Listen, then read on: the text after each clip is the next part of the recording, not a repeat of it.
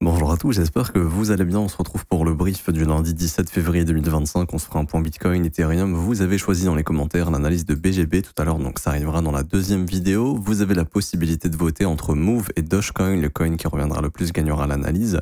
Et également, n'hésitez pas à me proposer d'autres altcoins que je pourrais analyser. Également, je vous rappelle, le mentorship arrive très bientôt. C'est le premier lien en commentaire épinglé.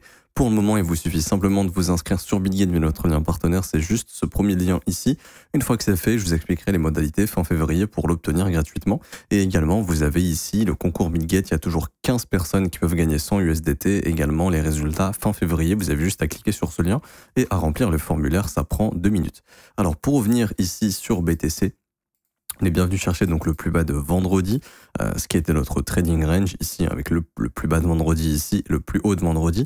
Une fois que les stops ont été déclenchés au niveau du plus bas de vendredi, là, éventuellement, le prix pourrait tenter de se retourner. Alors, pour l'instant, je ne vois rien. On a eu la prise de stop, un rebond. On voit que le premier fair value gap baissier ici a été respecté, ce qui nous redéclenche un flux baissier pour le moment, et donc le marché réagit pas ici. On va regarder ici en petite unité de temps. On voit également qu'on est venu prendre le plus bas de dimanche, ce qui est intéressant. Donc là, il n'y a pas encore de réaction. Moi, ce que je vous invite à surveiller, ça va être tout simplement le dernier sommet juste ici. Ok, le sommet de 23h30 heure de New York. Sinon, vous vous mettez en 5 minutes et vous regardez le précédent sommet ici avant cette jambe baissière. Éventuellement, s'il est cassé, ici, on pourrait avoir un signal potentiellement de retournement pour essayer d'aller prendre le contre-pied et de s'occuper des sommets qu'on a laissés ce week-end, hein, c'est-à-dire tout simplement le sommet de dimanche, samedi, puis pourquoi pas même vendredi, qui du coup devient ce qu'on appelle le Previous Weekly High, donc c'est le sommet de la semaine passée. Donc ça va être une zone intéressante à observer. Je pense qu'il y a beaucoup de gens qui sont en train de se jeter dans le short, très probablement. On va aller sur BTC ici, BTC USDT, on va passer en 15 minutes. Hop, il y a beaucoup de longs qui viennent de se faire liquider ici sur cette petite mèche. Ok, bon, les fundings sont négatifs de temps en temps. Je vais juste regarder ce qui se passe sur Binance. Hop, ok, ouais, il y a beaucoup de gens qui sont en train de rentrer en position ici. Je pense qu'il y a beaucoup de gens qui sont en train de shorter sur ces lots. Donc ça m'étonnerait pas qu'on puisse les squeeze éventuellement. Et si ça se fait, ça serait justement ici, à l'heure où je parle. Là, ça serait le bon moment éventuellement d'essayer de former ce short squeeze ici. Ok, parce qu'en fait, le but d'être venu prendre le plus bas de vendredi, ce serait potentiellement d'essayer par la suite d'aller prendre le plus haut de dimanche, pourquoi pas de samedi et pourquoi pas de vendredi. En tout cas, ça va être une zone où il va falloir être attentif, opérer un retournement ou non. C'est-à-dire que si le prix ne se retourne pas ici, en fait, simplement, on quittera le range de vendredi et à ce moment-là, le marché éventuellement confirmera qu'il a fini son squeeze, malheureusement, et que les prochains objectifs seront 95 002 et puis ensuite 94 000, le plus bas de la semaine passée. C'est toujours comme ça que je regarde le prix, je regarde s'il est censé, enfin s'il réagit là où il est censé le faire. S'il ne le fait pas, là, je m'attends tout simplement à ce que le marché puisse poursuivre son chemin. Et là, on voit qu'il y a une tentative qui a échoué pour le moment, donc à voir si la deuxième tentative sera la bonne ici. Donc là, on voit que ça rachète un petit peu, mais bon, rien d'exceptionnel encore pour l'instant. Mais il va falloir attendre un petit peu. Et moi, ce que je vais observer, c'est le dernier sommet descendant juste ici. Si on le casse, on pourrait avoir un breaker. Et ce breaker pourrait nous former, pourquoi pas, le plus bas de ce début de journée ici. En attendant un petit peu la session de Londres et la session de New York. Voir si le marché poursuit ou pas. Alors, je vois une divergence avec le Nasdaq. J'ai pas le Nasdaq ici, je dois l'avoir là. On voit que le Nasdaq ouvre à la hausse et continue de chercher plus haut. Là, il y a une grosse divergence avec le Nasdaq. On voit que le Nasdaq, lui, à l'ouverture ici, il est parti en ligne droite alors que le Bitcoin descend dans l'autre sens. Donc, des fois, ça, c'est annonciateur que c'est Bitcoin qui ment, que le Bitcoin est en train de faire un piège baissier avant de déclencher, pourquoi pas, un short squeeze. En tout cas, c'est clairement la zone de prix où il faut réagir. Si on ne réagit pas ici, c'est pas bon. Donc, moi, ce que je surveille, là, c'est le dernier sommet pour éventuellement la formation du breaker. Et du coup, comme je dis, on est venu prendre les plus bas. C'est ici que c'est censé réagir pour former une sorte de squeeze. Là, vous voyez, on a laissé des stops derrière nous. Ça doit correspondre au sommet de samedi, de dimanche, pourquoi pas.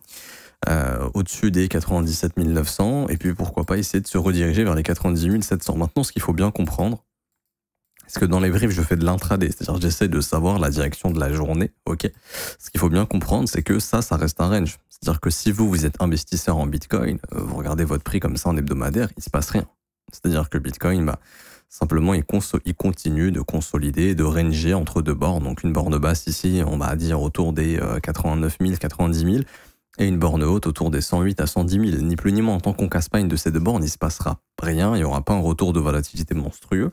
Même en daily, on peut voir qu'on est dans deux consolidations.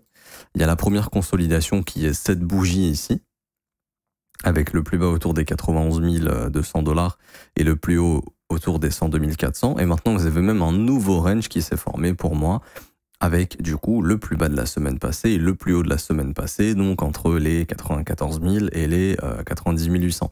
Ce qu'il faut comprendre, c'est que la volatilité du Bitcoin, elle est vraiment en train de se réduire. Si je vous mets ici un indicateur fait maison, le Volatility Index, on va probablement rentrer dans le vert.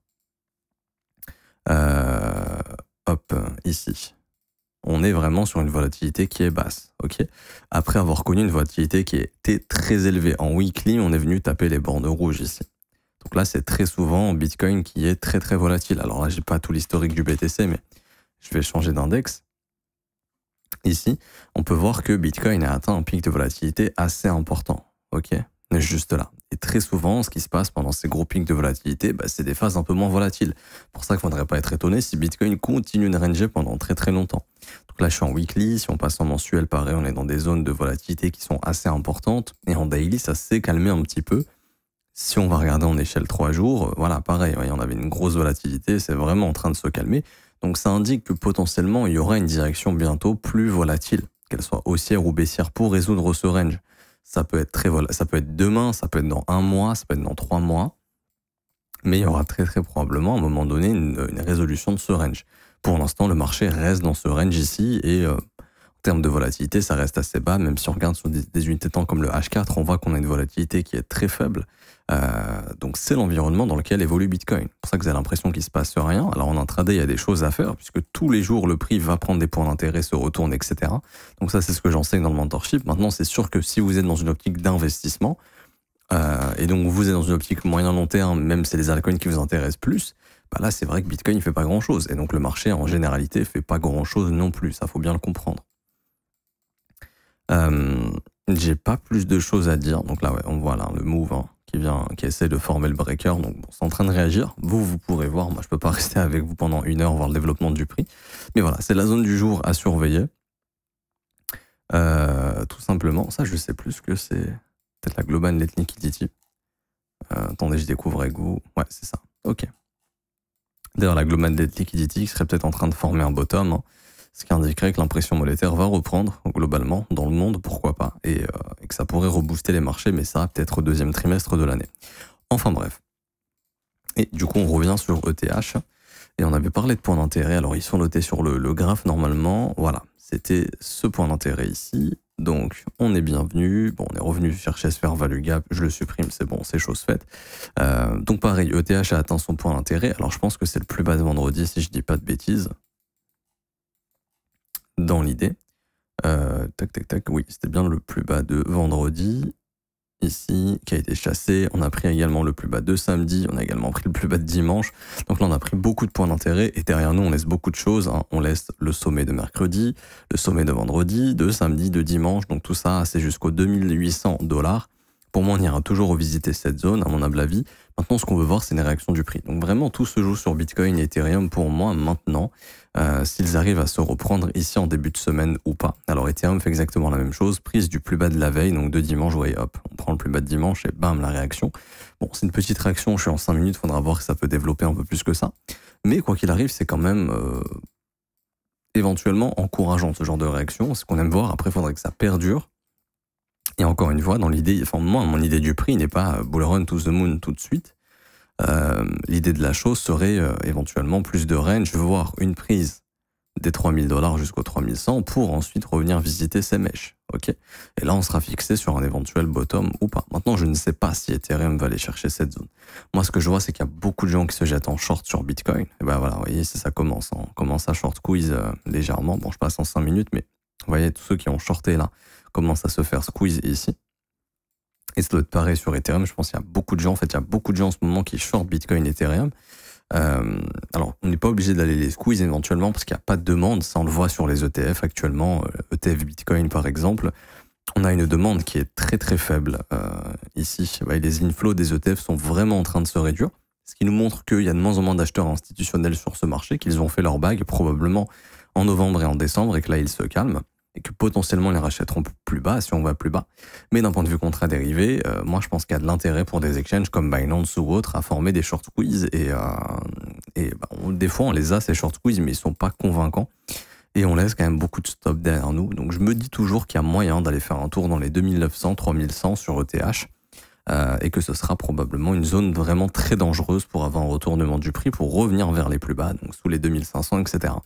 Maintenant, si Ethereum ne réagit pas, c'est-à-dire que Ethereum, là, n'arrive pas à réagir sur cette prise de plus bas, son prochain point d'intérêt, ce sera les 2600. Enfin, ce qu'il faut comprendre, c'est que là, quand la volatilité est faible, c'est un environnement qui est un peu chiant, déjà, premièrement. Et deuxièmement, ça reste toujours un environnement baissier. C'est juste que pour moi, là, on est en train de créer une future prise de stop. Maintenant, quand est-ce qu'on ira faire cette prise de stop? Ça, c'est la chose la plus dure à timer. Et c'est pour ça que les réactions, déjà en horaire sur des points d'intérêt importants, sont intéressantes. C'est-à-dire que là, si le marché réagit bien, par exemple, nous fait un truc comme ça, là, oui, on se dira, il y a moyen d'aller chercher cette zone. Et là, après, on verra ce qui se passe. Ça se trouve, le marché rebaissera encore, reviendra chercher ce plus bas avant de réagir, et peut-être que là, ça sera la bonne. Vous voyez ce que je veux dire? Tu peux vraiment pas savoir quand est-ce que cette fois-ci c'est la bonne. Des fois, tu peux. Ça m'est déjà arrivé, notamment comme le squeeze de la semaine dernière, où j'avais tweeté quasiment très proche du bottom, où je disais, c'est le moment de squeeze pour aller chercher plus haut sur BTC, sinon c'est chaud, et il y a eu le short squeeze, mais c'est des cas de figure qui sont assez rares. Maintenant, là, dans l'idée, le marché peut encore faire ça pendant longtemps. On peut très bien faire ça aujourd'hui, un rebond, prendre le plus bas de lundi ici, et là, aller chercher le short squeeze. D'ailleurs, très souvent, le Mandelo peut être chassé, donc le plus bas de lundi avant d'avoir la direction. Et on peut faire un petit tour sur le calendrier éco, j'allais complètement oublier, on finira cette vidéo par ça. Alors, on prend la semaine du 17 au 21, on regarde les news éco. Alors bon, il y a un speech de Trump demain, à voir ce qui sera annoncé, est-ce qu'il y aura est-ce que ça va parler crypto? Premièrement, on verra bien ça. Il y a David Sachs qui a dit qu'il y a bientôt des annoncements, des annonces crypto qui arriveront bientôt. Alors, est-ce que ce sera demain? Je sais pas, mais en tout cas, ça devrait arriver. On a également le FOMC Meeting Minute. Bon, c'est pas le plus important, mais bon, on verra bien ce qui se dit. Cette semaine, elle est pas importante en termes de stats. C'est vraiment la semaine prochaine où, du 24 au 28, on a surtout le 28, le Core PCE vendredi prochain, et ça, c'est important. Et on a également les premiers chiffres du PIB. Donc vraiment, vendredi prochain, ça sera une grosse journée. Donc peut-être ne pas avoir ce serait chiant, je sais, mais peut-être ne pas avoir de volatilité jusque la semaine prochaine, parce que les grosses news éco, c'est la semaine prochaine. Et également, je vous inviterai à surveiller le Nasdaq qui va bientôt arriver sur son ATH et de voir comment il va réagir. Au-dessus des 22 440 points, ça va être important de voir la réaction. Si on se fait rejeter méchamment comme ça, là, ça pourrait indiquer des choses pas très jolies sur les indices, et bien sûr, Bitcoin va se manger les mêmes mouvements. Si ça réagit bien, que ça part en breakout, là, ça pourrait, pourquoi pas, lancer le fameux short squeeze sur Bitcoin, puisque si jamais on a une résolution haussière ici de cette sorte de range qu'on a formé, là, ça permettrait d'avoir du flux assez important dans les indices, dans les assets à risque, et Bitcoin pourrait en rebénéficier, parce que là, je pense que c'est clairement ce que beaucoup d'institutions attendent, de voir la résolution de ce range sur les indices. Et si jamais c'est positif, on pourrait revoir des inflows sur les ETF, ce qui pourrait nous permettre de repousser le prix autour des 100 000 et plus éventuellement. Donc ça sera observé. En tout cas, je m'arrête ici pour aujourd'hui. J'espère que ça vous aura plu. Si c'est le cas, n'hésitez pas à laisser un petit pouce bleu, vous abonner si ce n'est pas déjà fait, à mettre un petit commentaire. Je vous rappelle, premier lien en commentaire épinglé, tous les liens importants, le mentorship qui arrive bientôt, une formation gratuite qui est déjà accessible. C'est cette formation ici de 6 heures, 6 cours. Qui vous montre un plan pour le bull run, etc. N'hésitez pas à checker. C'est vraiment, j'ai que des bons retours sur la formation gratuite. Il y a beaucoup de gens qui disent, putain, pour une formation gratuite, c'est vraiment du bon contenu, et ça l'est. Et également, vous avez aussi le copy trading. Encore une fois, on ne vous vend pas du rêve, vous ne serez pas millionnaire, ni milliardaire. Notre objectif, c'est d'avoir des rendements qui sont réalistes. Donc là, par exemple, la stratégie GOAT, qui vise 44% de rendement annuel avec les chiffres actuels. On vous met des petits screens ici, voilà, de l'equity, un petit peu de la courbe d'évolution. Donc, on vend pas du rêve, on voit qu'on est passé sur cette strate de 500 $, on s'approche doucement à 540. Le but, c'est d'avoir des gains progressifs et surtout avec une bonne gestion du risque. Donc pour ceux qui veulent obtenir le copy trading, c'est 100% gratuit, c'est le premier lien en commentaire épinglé. Il n'y a rien à payer, vous conservez 100% des gains. Premier lien en commentaire épinglé, ça vous ramène sur cette page juste ici. Vous avez juste à vous inscrire sur Bitget via le lien partenaire, c'est pas déjà fait. De cliquer sur ce lien, rejoindre copy trading, vous mettez votre email, votre prénom, email identifiant Bitget, vous cliquez sur rejoindre, ça va vous créer votre accès à la plateforme, et ensuite vous cliquez sur ce lien, configurer le copy trading, et vous avez 4 Petite vidéo à regarder, 1, 2, 3, 4. Vous regardez ces 4 tutos et ça vous montrera comment configurer la plateforme de copy trading, tout simplement. Et pour ceux qui veulent rejoindre l'école et se former à mes côtés, c'est juste ici, rejoindre mon école de trading. C'est un groupe privé entre élèves exclusivement dans lesquels on analyse les marchés ensemble, je réponds à vos questions. Il y a des analyses en direct, on trouve des opportunités ensemble. J'analyse vos coins également, je vous apprends des concepts de trading, on voit des opportunités de trade. Vous avez aussi la formation de l'école qui vous sera envoyée par mail. Vous aurez un accès au e-learning avec toute cette formation qui est ma formation la plus complète, 19 heures de cours vidéo, 8 modules qui vous forment de A à Z. Et vous avez aussi la possibilité, ça c'est le mentorship, vous avez la possibilité de lire les témoignages des membres juste ici, si ça vous intéresse. Les paiements sont de 49 € par mois, c'est sans engagement. Vous avez aussi les offres 3, 6 et 12 mois qui, elles, sont moins chères parce que ce sont des paiements one-shot. En tout cas, vous êtes les bienvenus. Je m'arrête ici, on se retrouve tout à l'heure pour l'analyse de BGB. À tout à l'heure, ciao ciao.